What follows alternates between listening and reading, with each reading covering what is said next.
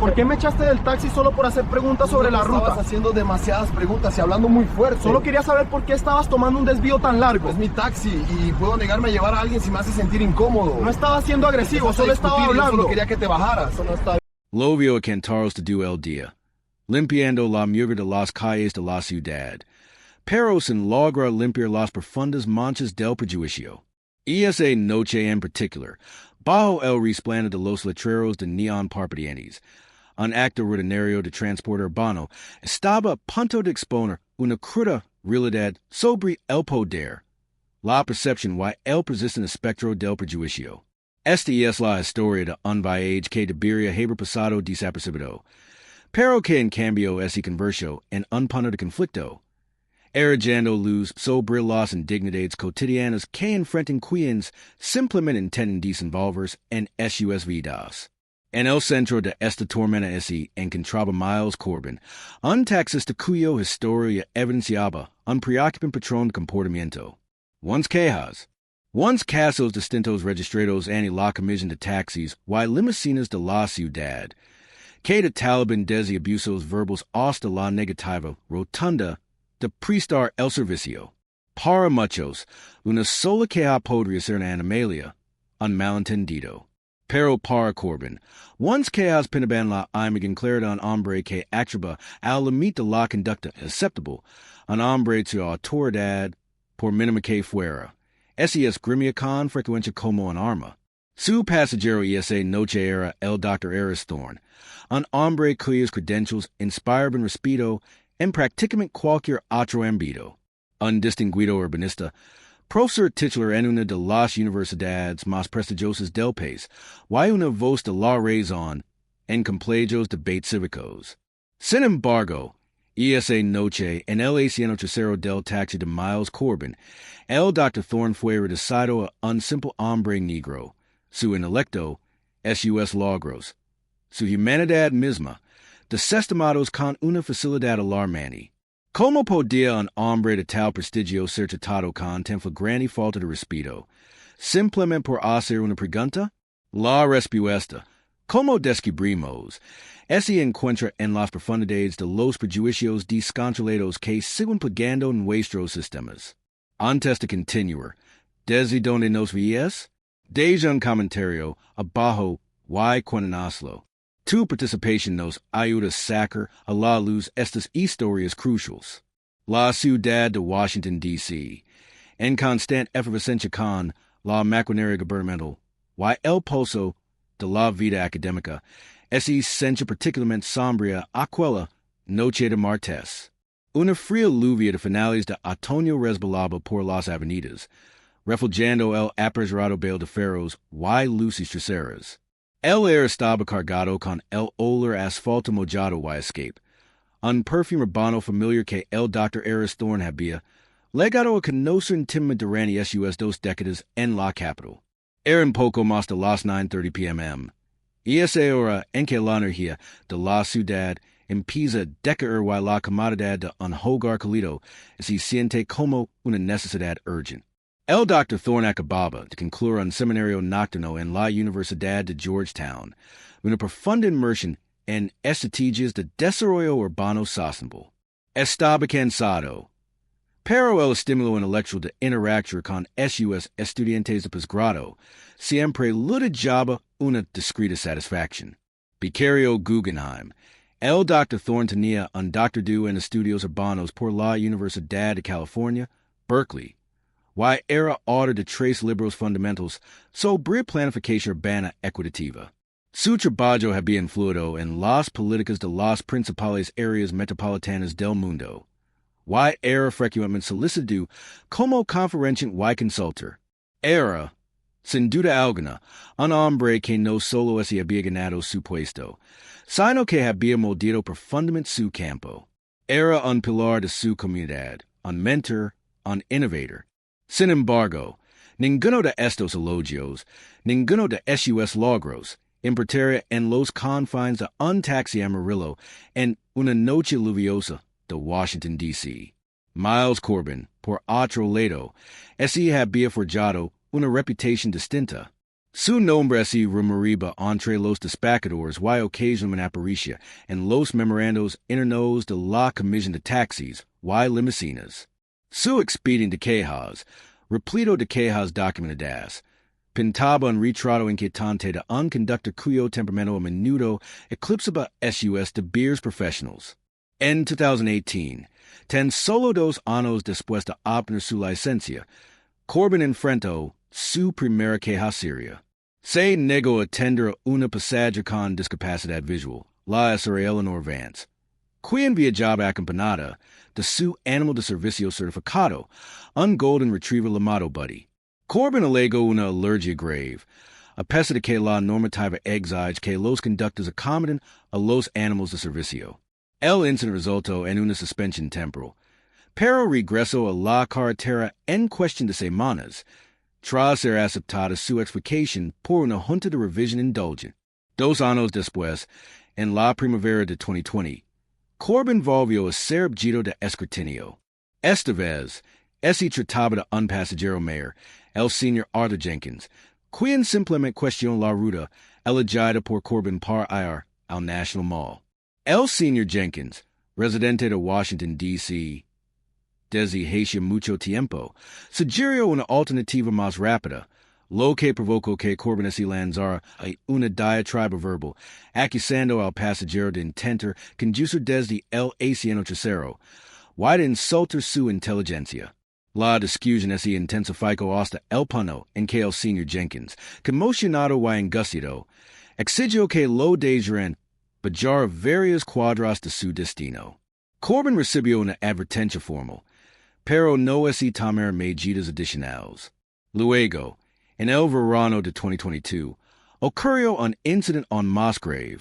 Corbin denunció falsamente a una pareja de turistas, los Miller, por empezar tras exigirles una tarifa fuera de taxímetro, una práctica ilegal.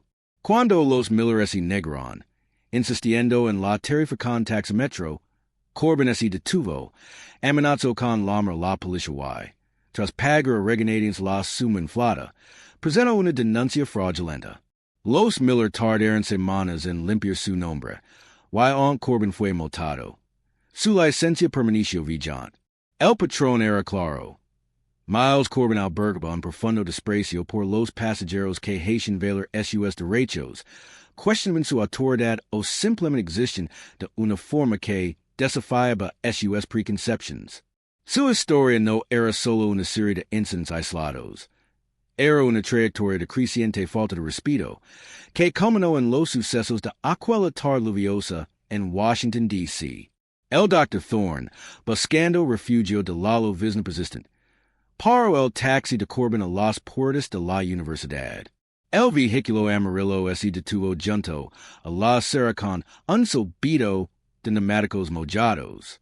El Dr. Thorne confirmó su destino, una tranquila calle residencial en Cleveland Park, y luego, como era su costumbre, preguntó Kurtzman por la tarifa estimada y la ruta más rápida, mencionando el notorio tráfico en hora punta que a menudo se penetraba por DuPont Circle.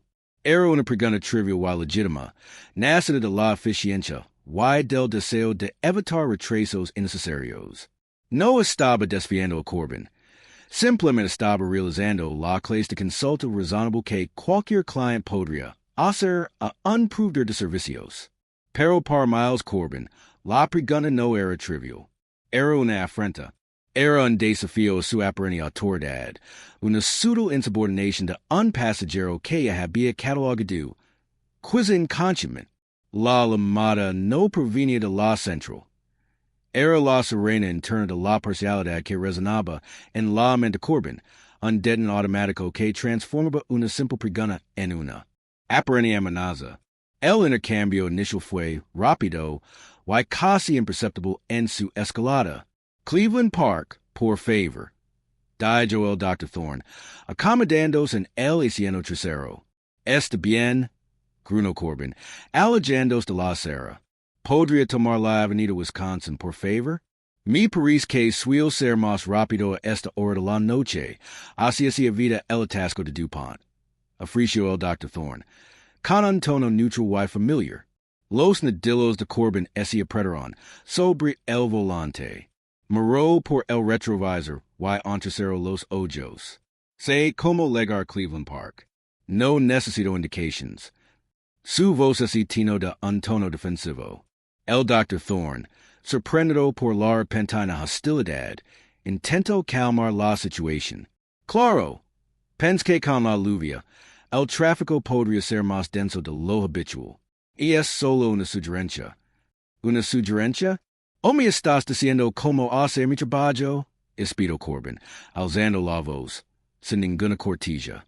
Levo quince años conduciendo por esta ciudad. No necesito que un conductor de atrás me diga qué hacer. Señor, solo soy un pasajero que pregunta por la ruta, respondió el Dr. Thorne, con la paciencia punto de agatarse, pero manteniendo un tono tranquilo y mesurado. Si lo prefiere, ¿puedo confirmar la tarifa estimada? La tarifa es la que dice el taxímetro. ¿Qué intentas discutir sobre el precio antes de que lleguemos? Acusó Corbin, con el rostro enrojecido. Ahora miraba fijamente al Dr. Thorne por el retrovisor, no a la carretera. No estoy discutiendo el precio.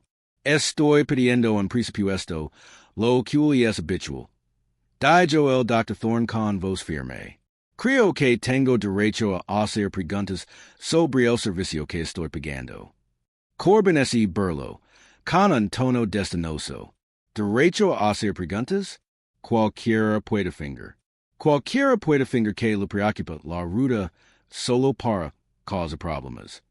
Giro el taxi bruscamente a la derecha. Hacia una calle lateral, lejos de la vía principal. ¿Sabes qué? No necesito esto. Sal de mi taxi ahora mismo. El Dr. Thorne ese quedo atenido. Disculpe, no puede expulsar a un pasajero en plena calle, señor.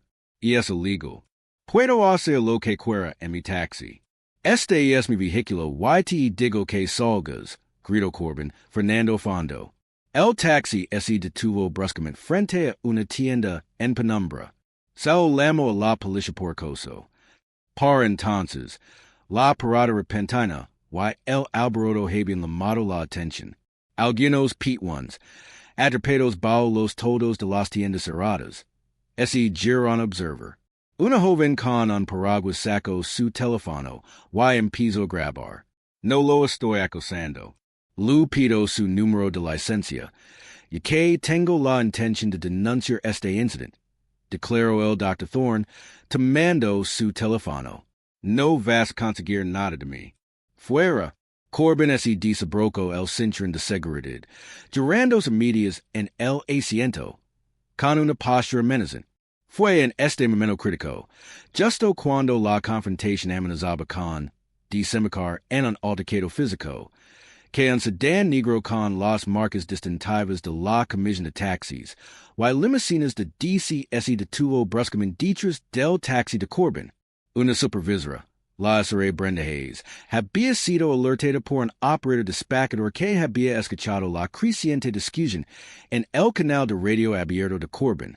Hayes, una veterana sensata de la comisión, no perdió tiempo. Salió de su vehículo con expresión sombría y se acercó al taxi.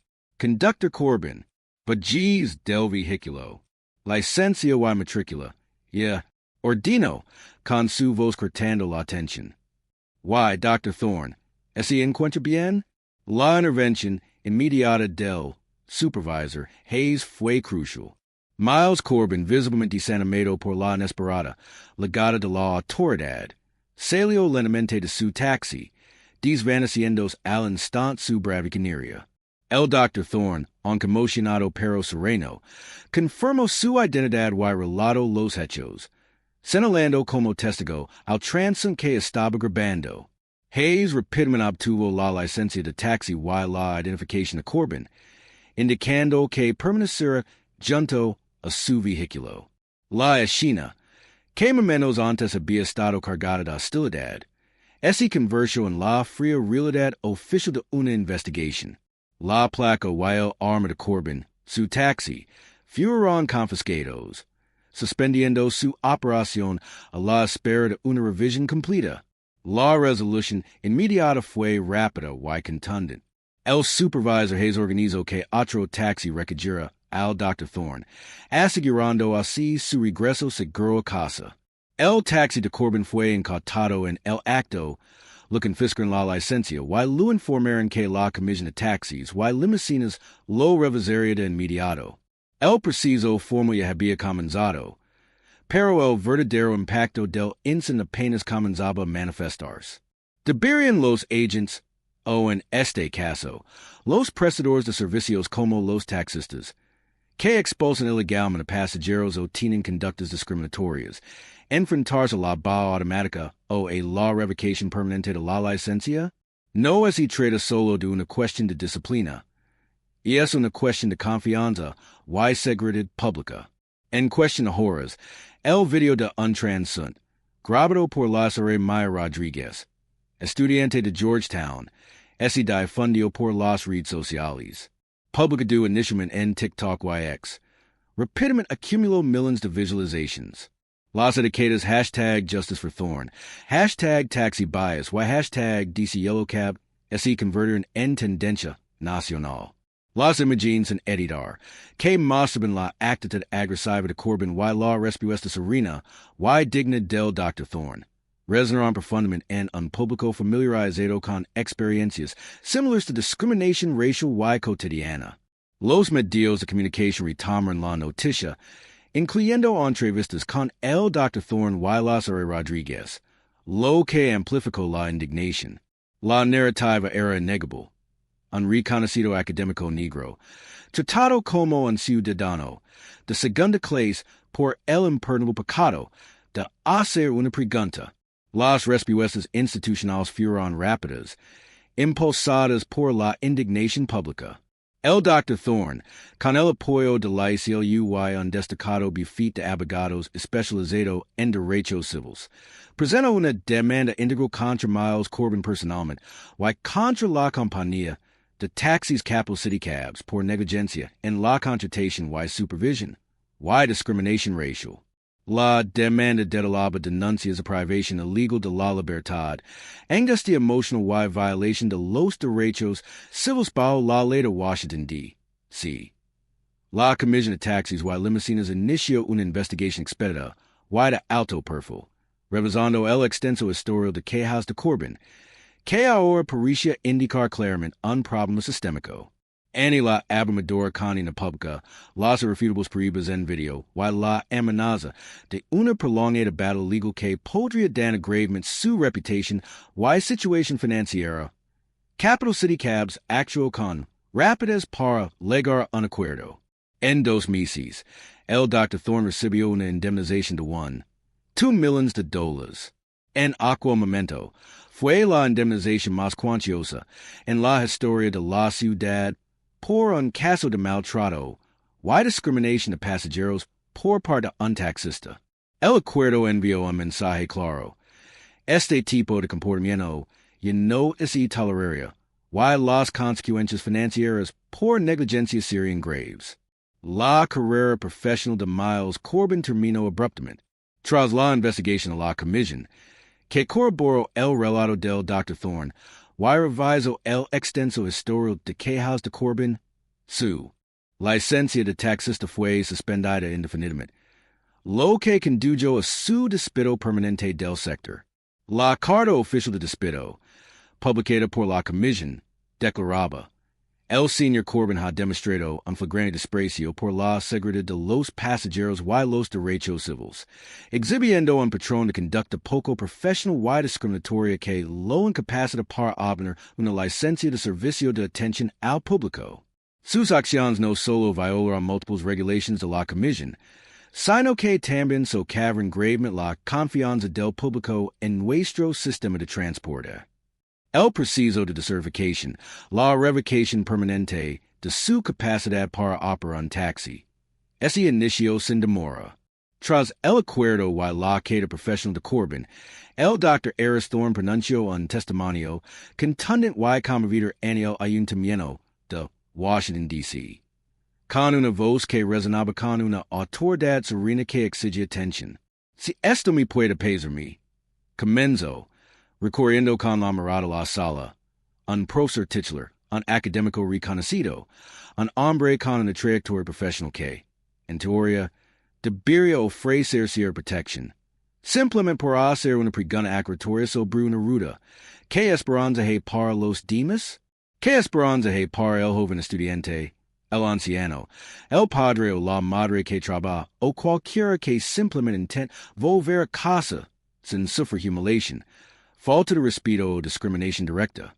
Sus palabras quedaron en el aire, un duro recordatorio de que el privilegio y la posición social no ofrecen una protección absoluta contra las fuerzas omnipresentes del prejuicio. Continuo, mi experiencia, aunque dolorosa, no es única. Y es un microcosmos de las innumerables indignidades cotidianas que enfrentan las personas negras y morenas en todo el país, a menudo en los espacios donde son más vulnerables, en el transporte público, en el comercio, en la vida pública. Este incidente no es traído solo de un taxista grosero, es traído de la naturaleza insidiosa del sesgo implícito, el poder descontrolado y un sistema que permitió que un patrón de comportamiento atrás persistiera durante demasiado tiempo. Deberían incidentes como este, que demuestran claramente un patrón de comportamiento discriminatorio por parte de un proveedor de servicios con licencia, dar lugar a una investigación federal exhaustiva sobre la aplicación de políticas antidiscriminatorias en los sectores del transporte público a nivel nacional. Las implicaciones se extienden mucho más allá de una sola ciudad. Las conclusiones internas de la Comisión de Taxis y Limusinas de D.C., publicadas tras una revisión de meses, fueron contundentes. Reconocer importantes fallos sistémicos en esos mecanismos de supervisión. El informe citó la capacitación inadecuada de los conductores, en particular en materia de diversidad, equidad e inclusión. Destacó un preciso laxo de revisión de quejas que permite a reincidentes como Miles Corbin seguir operando a pesar de un claro patrón de mala conducta. Además, la comisión admitió la falta de supervisión y cumplimiento proactivos, basándose excesivamente en las quejas de los pasajeros en lugar de implementar medidas preventivas. Concluyen que el sistema era reactivo en lugar de protector. En respuesta a estos hallazgos y la sostenida presión pública, la Comisión anunció una serie de reformas radicales. Estas incluyen capacitación obligatoria y recurrente sobre prejuicios para todos los conductores de taxis y vehículos compartidos con licencia, desarrollada en colaboración con organizaciones de derechos civiles. Se introdujo un nuevo y más elevado sistema de quejas, con protocolos de denuncia más claros y una unidad de respuesta rápida especializada para incidentes graves. Se impuso el monitoreo GPS en tiempo real para todos los taxis, lo que permitió la verificación objetiva de rutas y paradas. Finalmente, se expuso de forma destacada en cada vehículo una carta de derechos del pasajero, que detallaba claramente los derechos de los pasajeros y las responsabilidades del conductor, con información de contacto para presentar quejas. El objetivo era fomentar una cultura de respeto y responsabilidad, garantizando que ningún pasajero sufriera lo que el Dr. Thorne sufrió. El incidente que involucró al Dr. Eris Thorne y a Miles Corbin fue más que un simple acto deplorable de mala conducta individual. Puso de manifiesto como el poder descontrolado, alimentado por prejuicios implícitos, puede anular los principios básicos de servicio, dignidad y respeto en las industrias de cara al público. Expuso una vulnerabilidad sistémica, una grita en la armadura, de lo que debería ser un servicio seguro y equitativo. El hecho de que un hombre de la talla del Dr. Thorne pudiera ser despedido y expulsado con tan desfacats, simplemente por hacer una pregunta legítima, sobre la naturaleza generalizada del prejuicio que a menudo considera a las personas negras, independientemente de sus logros, como inherentemente menos creíbles, menos merecidas de un trato cortés y más propensas a la sospecha. Las consecuencias para Miles Corbin fueron severas y apropiadas. La pérdida de su sustento y la revocación permanente de su licencia. Para capo city cabs, las anchas económicas, el dano a la reputación, y las reformas obligatorias sirven como una costosa lección de responsabilidad corporativa. Pero el verdadero costo viene más allá de los dólares y los centavos. Ese mide en la erosion de la confianza, la perpetuación del mito y la carga diaria que soportan quienes deben prepararse constantemente para la próxima microagresión, el próximo despido injustificado. El reto ahora no es solo implementar estas reformas, sino garantizar que son sostenidas. Ese aplican rigurosamente y son realmente transformadoras. La capacitación obligatoria sobre sesgos realmente cambiar las actitudes. Los nuevos sistemas de quejas empoderan a los pasajeros y exigen responsabilidades a los conductores. Que cambia ahora, más allá de los titulares y la indignación inicial. Debería existir una base de datos nacional para todos los profesionales de servicios con licencia, desde taxistas hasta policías, que registre y divulgue públicamente las múltiples denuncias de discriminación y mala conducta, permitiendo a consumidores y empleadores tomar decisiones informadas. Comparte su opinión en los comentarios. Esta historia es un duro recordatorio de que la lucha por la dignidad, por el respeto fundamental, esta lejos de terminar. Pon de relieve que la lucha por los derechos civiles no se limita a grandes marcas o batallas legislativas. Es libre en los espacios cotidianos que habitamos, en las transacciones que realizamos, en el simple hecho de intentar llegar a casa. No nos detendremos hasta que cada pasajero pueda viajar seguro y con dignidad, hasta que cada persona se tratada con el respeto que merece, independientemente de su color de piel, origen o estatus. Se trata de todos nosotros, exigiendo un sistema que realmente sirva a todos.